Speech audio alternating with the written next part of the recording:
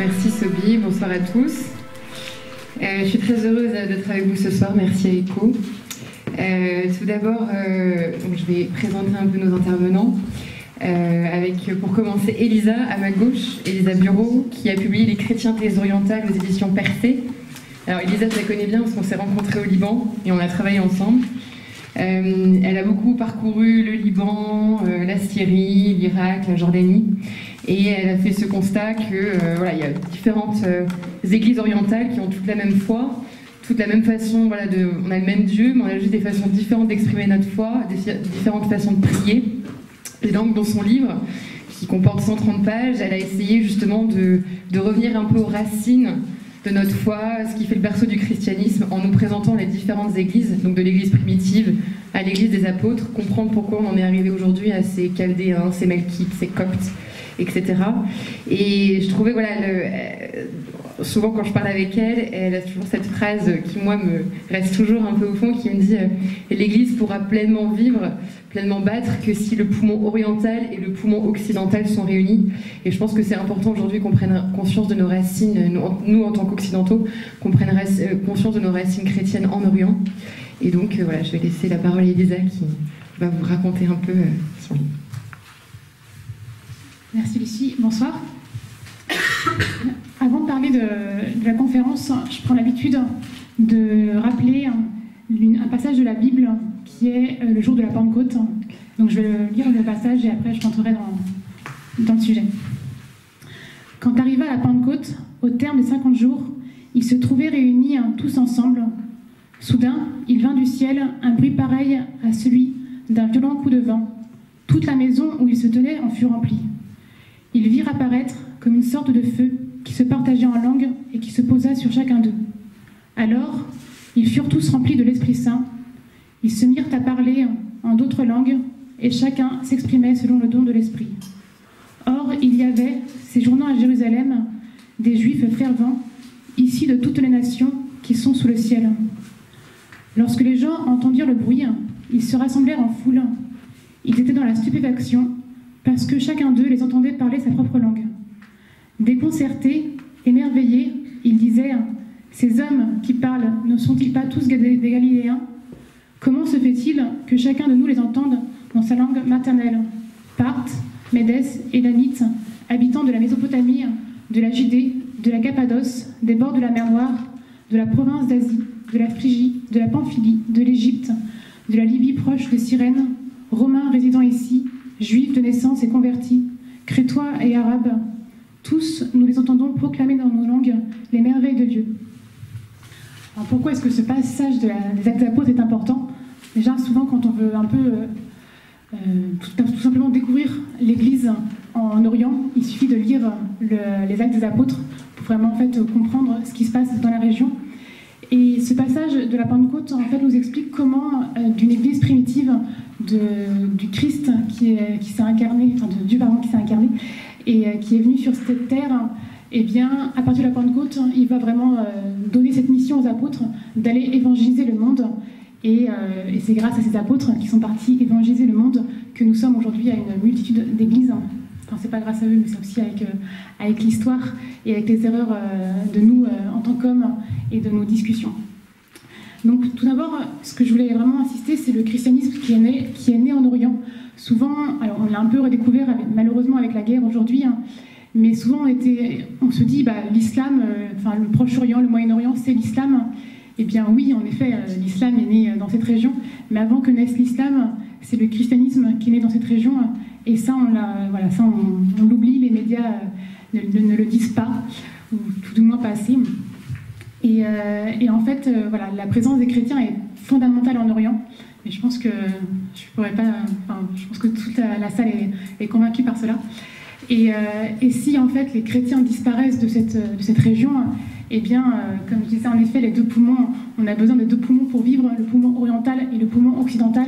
Et si le berceau du christianisme, qui est l'Orient, se voit disparaître de ces chrétiens, eh bien, l'Orient perdra cette identité chrétienne, et nous aussi, en Occident, on perdra notre identité chrétienne, parce qu'on a besoin des deux pour vivre et être chrétien. Donc, tout d'abord, le christianisme est né en Orient. L'Orient est un pays, on l'appelle le pays du soleil levant. Dans la Bible, on a cette région a vraiment toute son importance. Et on dit le temple était tourné vers l'Orient, chez le prophète Ézéchiel. Aujourd'hui, ça se voit un peu moins, mais normalement, les églises en France, en Europe, sont tournées vers l'Orient, vers le pays du soleil levant. Avec la guerre, on a vraiment redécouvert la présence des chrétiens en Orient. Et comme disait, en fait, c'est vrai que quand je dis l'église à deux poumons, eh bien, je reprends la phrase de Saint Jean-Paul II. Et Saint Jean-Paul II disait également « Une conversion est exigée de la part de l'Église latine afin qu'elle respecte et revalorise pleinement la dignité des orientaux et qu'elle accueille avec gratitude les trésors spirituels que portent les églises orientales catholiques au profit de la communion catholique tout entière. » Oui, on a vraiment besoin, nous, occidentaux, de redécouvrir cette région. Région en Orient qui, voilà, les orientaux, eux, ne nous ont pas oubliés et pensent toujours bien à nous. Et les Libanais sont les premiers à vraiment avoir une belle image, bien plus belle que n'est la réalité de la France.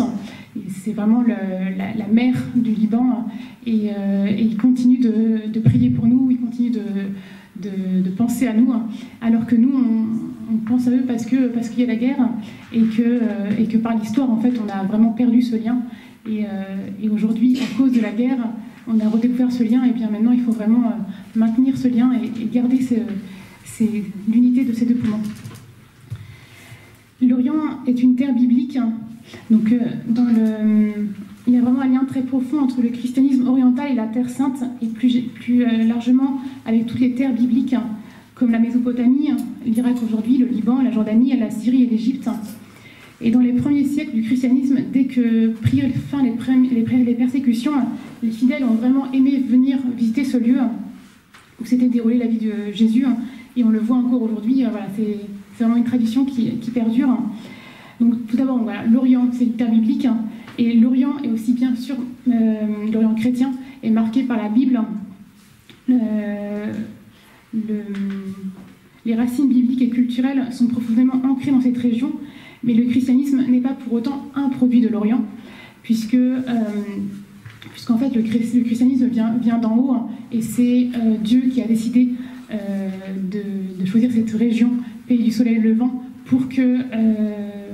pour envoyer son fils. Mais aussi en Occident, on a aussi un rôle, le rôle de la France filiée de l'Église, même si aujourd'hui on est un peu à la traîne. Mais voilà, je pense que si Dieu a choisi aussi ce rôle pour la France, il a toutes ses raisons, et c'est vrai que j'ai peut-être un regard un peu optimiste, mais en même temps il le faut. Oui, il a ses raisons, et même si aujourd'hui la France est plus vraiment fine de l'Église, eh bien je suis convaincue qu'elle redeviendra fine de l'Église, tout comme le Liban. Le Liban est un pays qui vit des guerres sans arrêt. Eh bien, quand on va au Liban, on ressent vraiment cette force et cette présence chrétienne, et surtout cette présence de la Vierge. Souvent, les Libanais, on va vraiment entendre le Yahadla, et ça montre à quel point, en fait, la présence de la Vierge est vraiment au Liban, et ça se sent, ça se ressent, et pour un occidental qui y va, c'est vraiment bouleversant. En tout cas, pour moi, ça a été vraiment bouleversant. L'Orient, il y a aussi des traditions chrétiennes. Le Proche-Orient a conservé bien des traditions de l'Église primitive. Par exemple, on parle encore la langue de l'araméen, donc langue qui a plusieurs dialectes, mais qui est parlée aussi bien en Irak, en Syrie. Je pense au village de Maloula, mais je pense aussi à la Djéziré dans le nord de la Syrie. Le Concile Vatican II a rappelé que l'Orient chrétien, par ses pères de l'Église, par les conciles œcuméniques qui s'y tinrent, constituait une source intarissable d'inspiration pour la vie chrétienne, pour les théologiens, les contemplatifs, les artistes, les historiens, et aussi les pèlerins. Et cette région constitue un vrai lieu théologique aux richesses spirituelles inépuisables. Donc là, c'est vraiment, en quelques minutes, j'ai vraiment voulu montrer à quel point cet Orient, c'est le berceau du christianisme, c'est une région qui a été choisie par Dieu, et cet Orient est marqué par la Bible, On entend plein de fois le mot Liban, on entend le mot Syrie, on entend...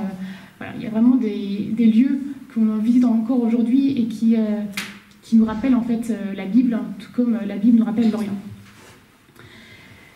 Donc pourquoi maintenant, parce que la question est maintenant, pourquoi y a-t-il autant d'églises dans cette région? Alors cela s'est fait bien sûr par l'histoire et par les hommes. On est touché par le péché et enfin forcément par nos discussions, créer des clivages, créer des tensions. Et ce qui est important, c'est vraiment de montrer que toutes ces distinctions qu'on fait aujourd'hui au sein des chrétiens, c'est pas du tout une raison politique, une raison spirituelle, religieuse, mais c'est bien une raison historique et politique. Même s'il y a beaucoup d'églises, il faut aussi, en Orient, il faut garder en mémoire que l'église, c'est vraiment un visage unique et meurtri. Et je reprendrai l'image d'un prêtre dominicain qui vit à Marseille, le frère Mirigou, qui a beaucoup écrit sur les églises orientales, où il insiste vraiment sur le visage de l'église, sur le visage de l'église qui a, il y a deux joues, et bien qui se ressemblent mais qui sont pourtant différentes. Et bien l'église est identique. L'une des joues se trouve du côté de Rome et l'autre ne l'est pas, mais la ressemblance entre les deux joues est évidente. C'est bien le même visage issu d'un même siège apostolique. Par exemple, il existe le visage araméen à partir d'Antioche et de la côte méditerranéenne qui va s'étendre jusqu'à la Mésopotamie et qui va constituer l'église de l'Orient et qui s'est répandue jusqu'en Inde et en Chine. À partir de Rome, le visage des communautés latines qui a vraiment s'est répandu à travers les missionnaires. Il y a aussi le visage grec qui, à partir d'Éphèse, va être évangélisé par les saints Saint Paul, Saint Jean, qui va évangéliser toute la région de Constantinople, ainsi qu'avec Saint André. Il y a aussi le visage copte et le visage arménien. Il y a également donc du coup, c'est par ces deux visages, il va y avoir aussi des divisions, comme je disais, que c'était non religieuses.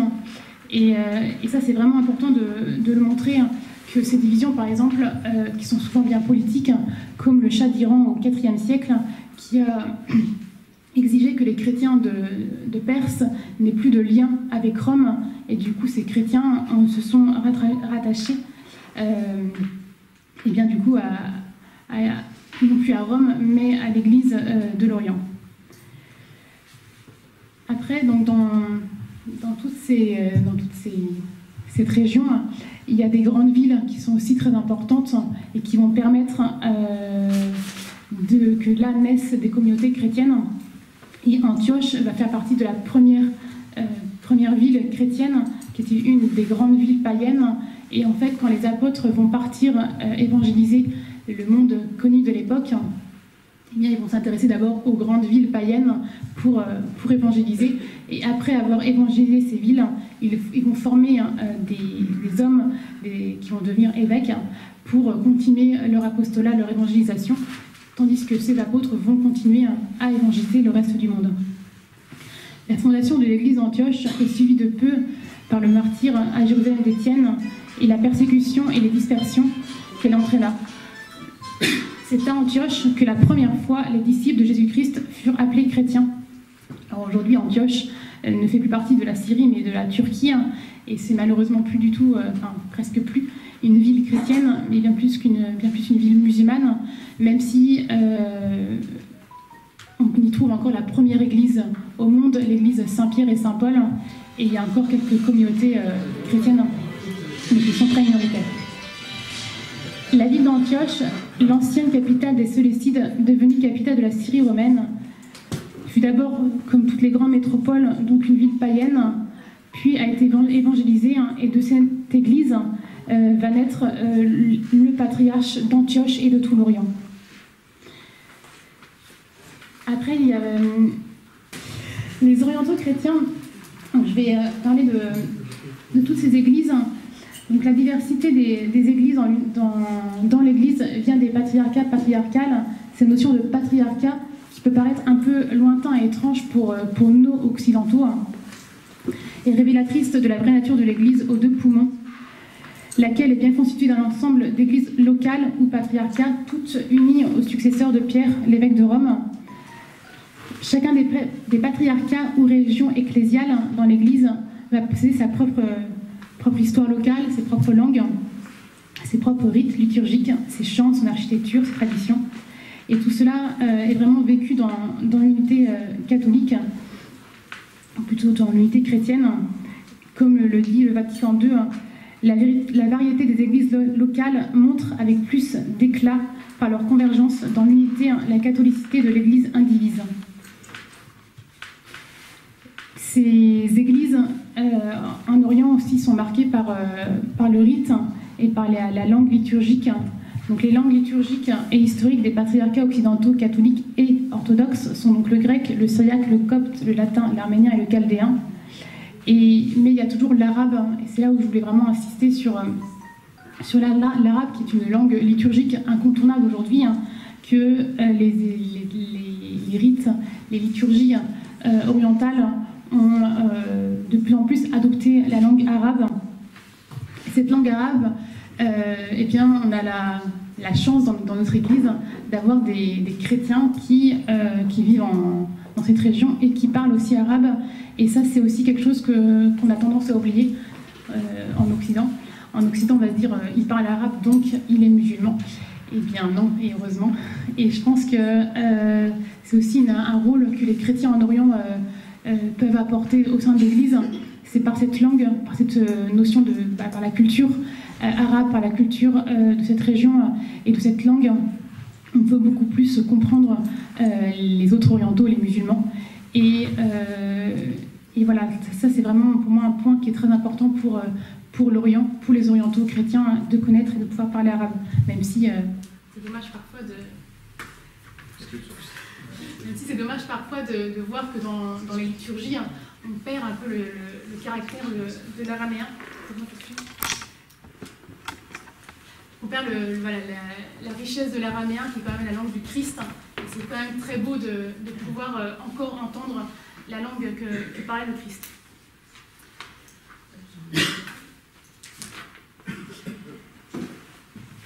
Après, merci.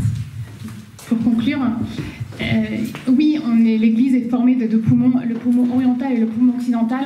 Oui, avec la guerre, beaucoup de chrétiens en Orient sont venus en France, sont venus en Europe.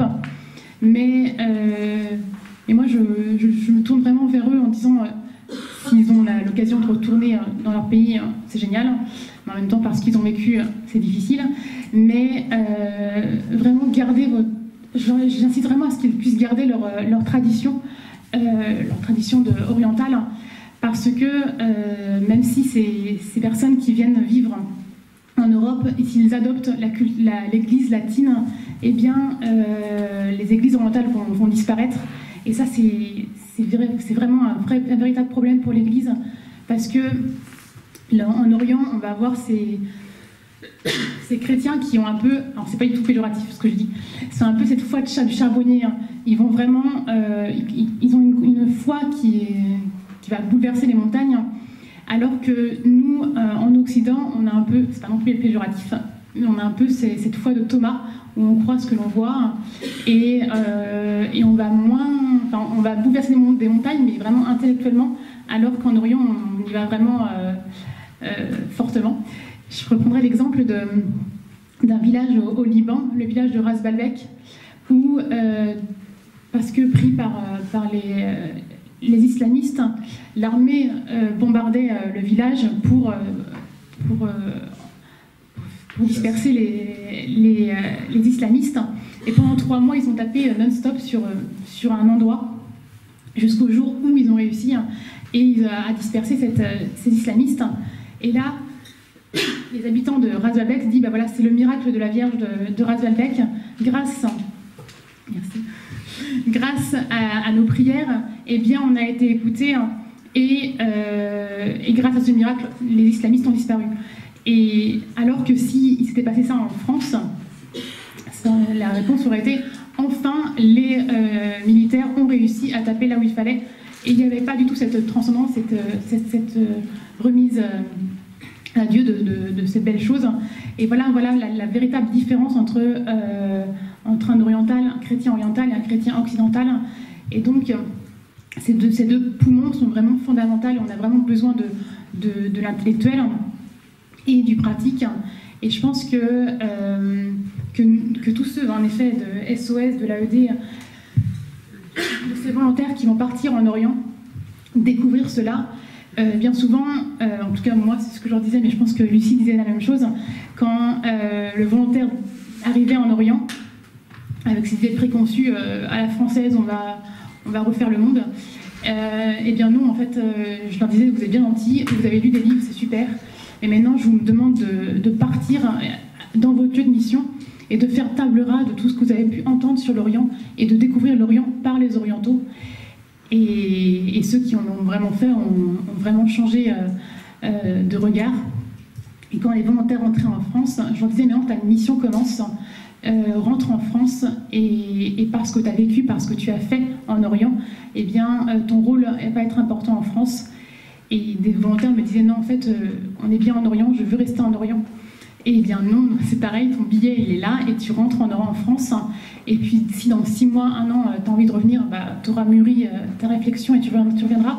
Et bien souvent, en fait, les personnes qui voulaient rester sont restées finalement en France parce qu'ils ont compris qu'en fait, il y avait aussi une place à jouer en France, un rôle important à jouer. Et voilà, donc du coup, on a la chance d'avoir beaucoup de jeunes Français qui sont partis en Orient et qui sont revenus. Et j'espère qu'ils garderont ce souvenir des chrétiens en Orient, mais qui continueront à bien sûr être des chrétiens latins. Pas qu'il faut bien distinguer. Et moi, je sais que j'apprécie beaucoup la messe en rite araméen, en rite arménien ou melkite, mais j'oublie pas que je suis latine et qu'on a besoin de chacun pour constituer l'Église. Et donc, voilà, je voulais vraiment finir sur ça.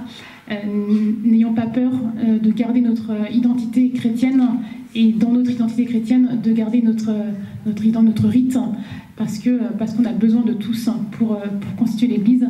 Et aujourd'hui, plus que jamais, parce que la France doit retrouver son image de fille d'Église, tout comme l'Orient doit rester berceau du christianisme. Et donc voilà, prions pour cela et continuons à nous former pour l'unité des chrétiens et surtout l'unité de l'Église.